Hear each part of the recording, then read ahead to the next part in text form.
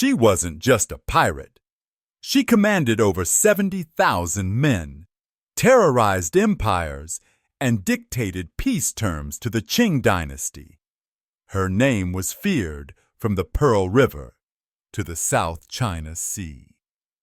This is the untold story of Ching Shih, the prostitute who became the most powerful pirate in history. In the floating brothels of Canton, she was just another face until fate intervened. Zheng Yi, a feared pirate commander, took her as his wife. But this wasn't a love story. It was a business move. She negotiated her own power from the start, even in a world built for men. With her husband, she helped unite 6 rival pirate fleets into a confederation.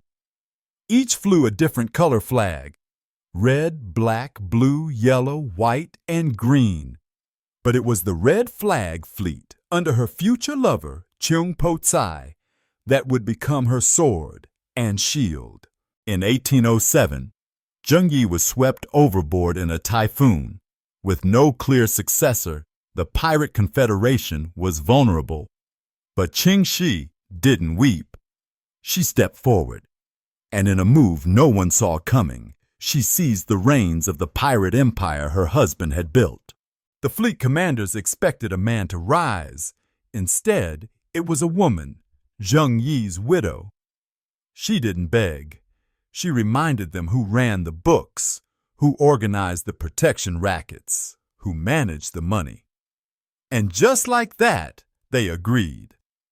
Ching Shih was now the queen of pirates.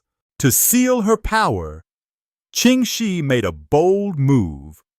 She became the lover of her late husband's adopted son, Ching Shih. A taboo relationship, yes, but in pirate politics, loyalty mattered more than law, and together they became an unbreakable force, strategist and sword, mind and muscle. The confederation was vast and chaotic. Ching Shih imposed a strict code: disobedience, beheading, stealing from the loot, death. Assaulting a female captive, executed instantly. But she wasn't just brutal, she was smart. All loot went to a central fund.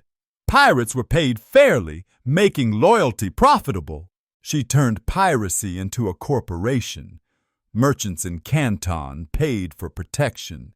Fishermen paid to fish. Even opium traders paid her tribute. Her pirates became tax collectors on the sea. By blending terror and administration, she turned the South China Sea into her private toll road. Villages faced a choice: pay or burn. Her fleets targeted coastal communities, burning houses, taking prisoners, seizing food. Resistance meant fire and chains. But those who paid were left in peace. It wasn't chaos, it was strategy. Every act built her reputation, terrifying but predictable. That made her unstoppable. By 1808, she had gone too far. Her pirates killed a Qing commander. The empire could no longer ignore her. They sent Bai Ling, a hardened official, along with British and Portuguese help. But what the government had in numbers, she outmatched in cunning, and she was about to prove it. Ching Shih launched her boldest plan yet, an invasion of the Pearl River Delta. She crushed Canton's fleet, extorted towns, and even threatened Portuguese Macau. Cannons thundered daily. The Black Flag fleet slaughtered 10,000 in one raid. The empire trembled. But victories like this came at a price. Victory was costly. Villages began fighting back. Bai Ling trained militias and cut her supply lines. Pirates boiled caterpillars for food. Her ships needed repairs. Then came a trap.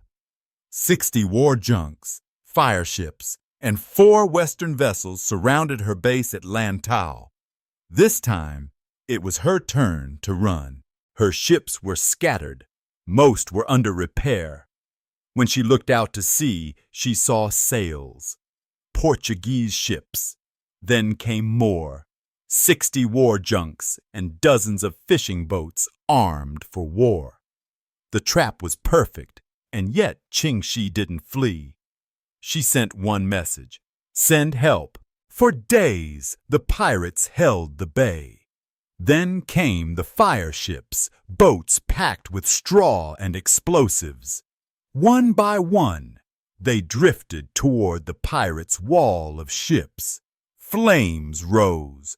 Explosions shook the night. But somehow, Ching Shih stayed calm and ordered each fire ship towed aside. For 9 days the blockade held. Then, a miracle. The wind shifted. A southern breeze pushed the last fire ships backward, straight into the Imperial fleet. In the early light, Ching Shih's repaired junks slipped past the chaos and vanished into the sea. She had escaped. Again, it was a victory, but a bitter one. The Black Flag fleet had taken a government pardon and betrayed her. Now, Ching Shih's Red Flag fleet was fighting enemies from all sides: Imperial warships, Western navies, and former allies. She knew this empire she built was starting to fracture. She had one move left: negotiate. But not from weakness. She struck while still strong. Her offer: full amnesty, all loot kept, jobs in the military for her men. And one more thing. She and Chung Po Tsai would keep a fleet to run the salt trade. The Qing government was stunned. The emperor's envoy balked. No punishment, no confiscation, unacceptable.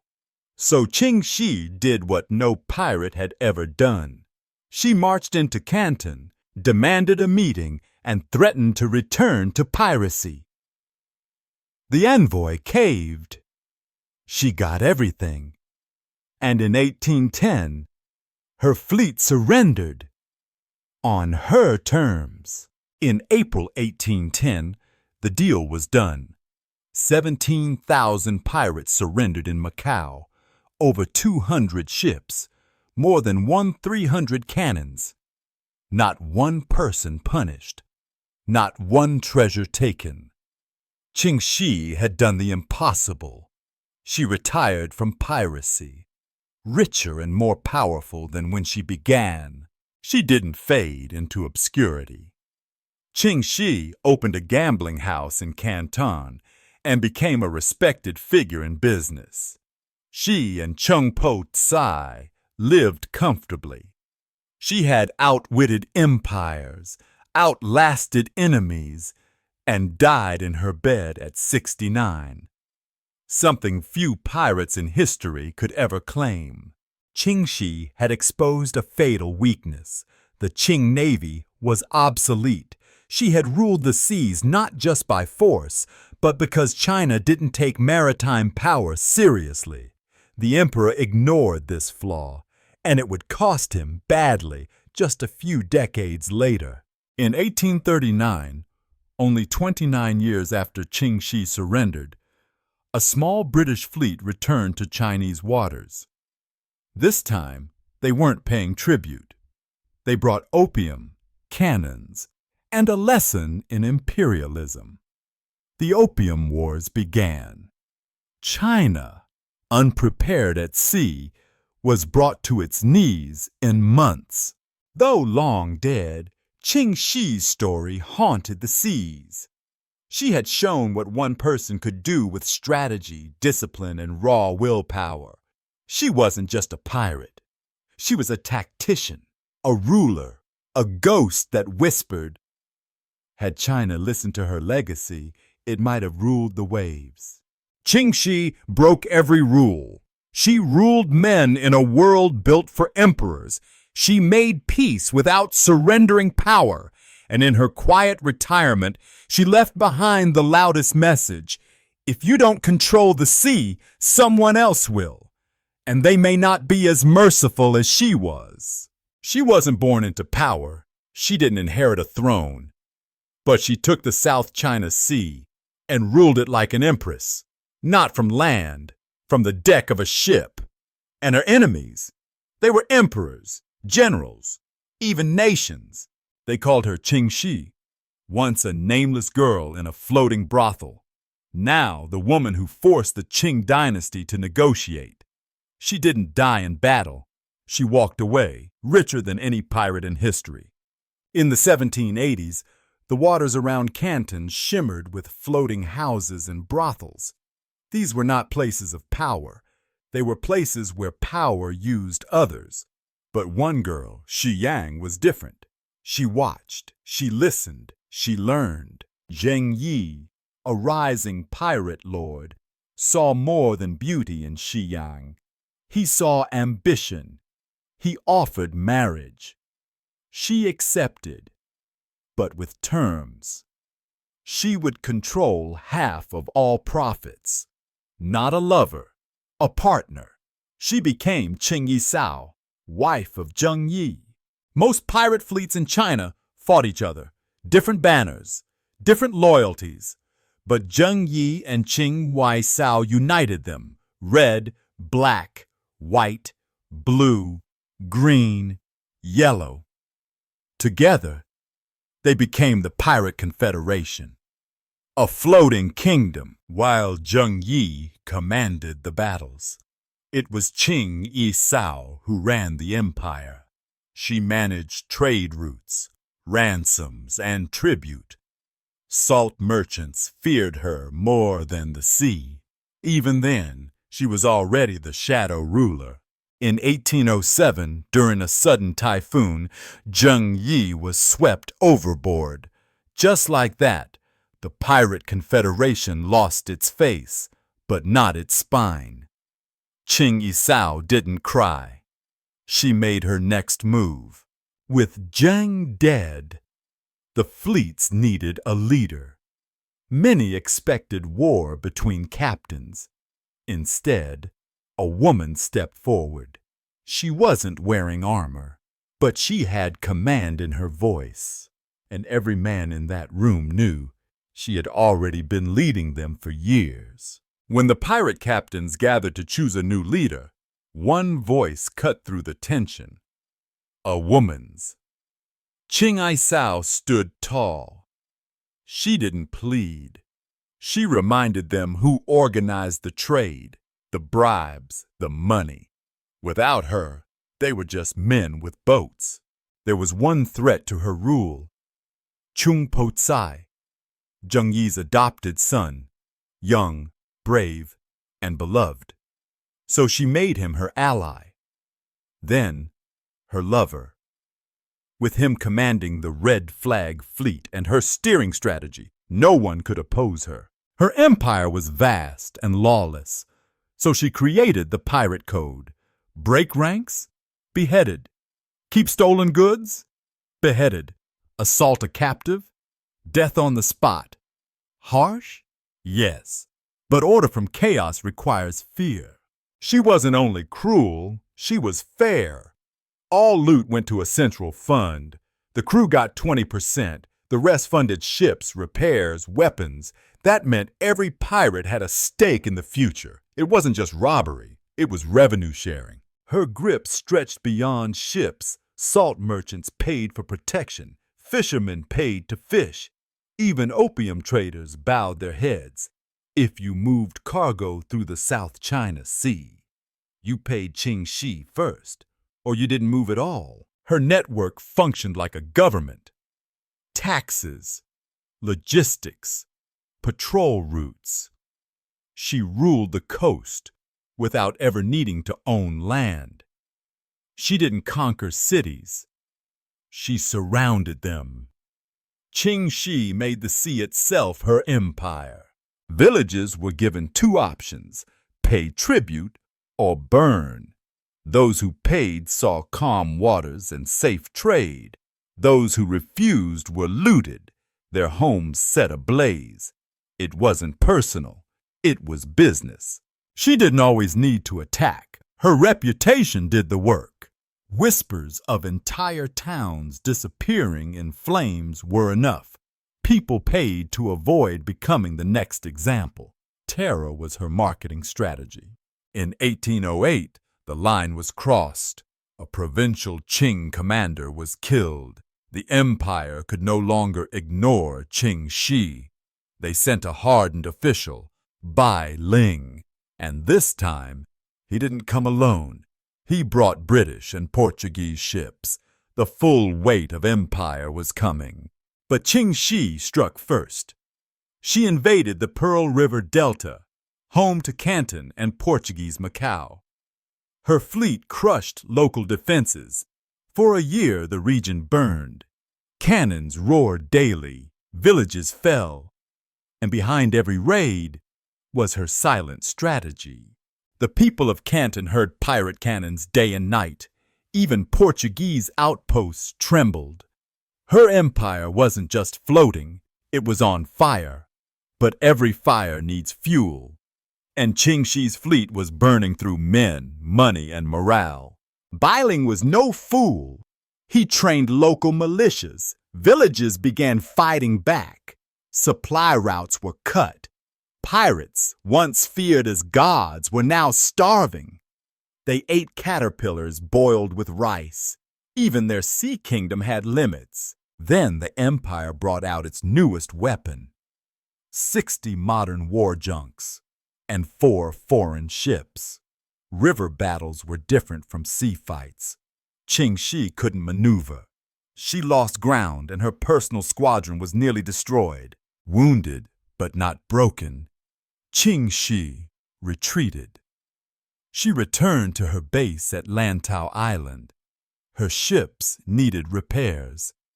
Her men needed rest. But Qing's sails were already on the horizon, and this time she was cornered. In November 1809, the trap was sprung. Bai Ling surrounded Lantau with a fleet of 60 warships and dozens of armed fishing boats.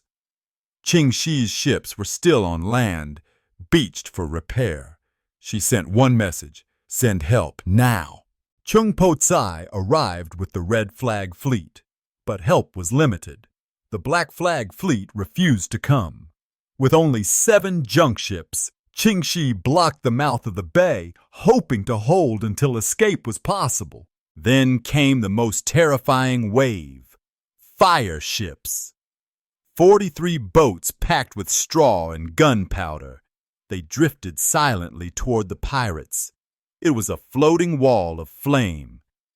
And behind it, death. Panic spread, but not in Ching Shih. She gave clear, steady orders. Each fire ship was intercepted, towed to shore, and extinguished. Her men worked in silence. She had trained them for this.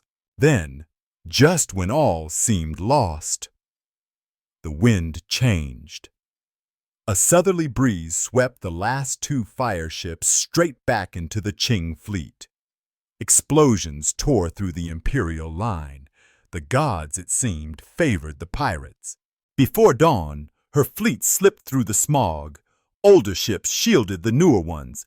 Every man knew his role. In 9 days, she lost only 40 men, not a single ship. Ching Shih had once again escaped the impossible. The Black Flag Fleet never showed up. They had accepted imperial pardons. They betrayed her. Now, the Red Flag Fleet was alone. Ching Shih realized something chilling. Her greatest enemy was no longer the empire. It was time.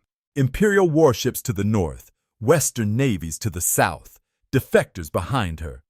The sea, once her kingdom, was now a cage, and Ching Shih was its last lion. She gathered her commanders. "Fight," she said, "and we die slowly. Negotiate, and we may live as legends." She would do what no pirate dared, demand peace on her terms. She didn't send a letter. She walked into Canton herself, in full dress, no chains, no guards.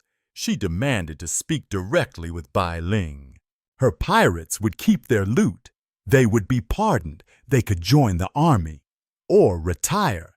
She and Chung Po Tsai would keep a fleet to run salt. The emperor's envoy stared at her in disbelief. It was outrageous. Bai Ling refused. She smiled. "If I leave," she whispered, "I return to the sea." Not a threat, a fact. And suddenly, surrender seemed reasonable. 2 weeks later, the Red Flag Fleet surrendered. 17,318 pirates, 226 ships, 1,315 cannons. Not one punished, not one treasure lost. The empire bowed without firing a shot. Ching Shih returned to Canton, not as a fugitive, but as a citizen. She opened a gambling house. Her name became quiet legend. No ballads, no bounty, just respect. She died in 1844, in her bed, surrounded by grandchildren. No gallows, no betrayal. She walked into history on her own terms. The Qing emperor learned nothing. China's navy remained weak, and in 1839, the British returned with opium and gunboats. The empire collapsed, just as Ching Shih had warned. Movies would exaggerate her. Books would distort her.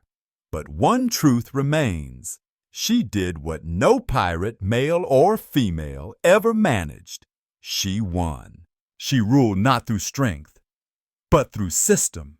Not through violence, but through vision. Ching Shih wasn't just a pirate queen.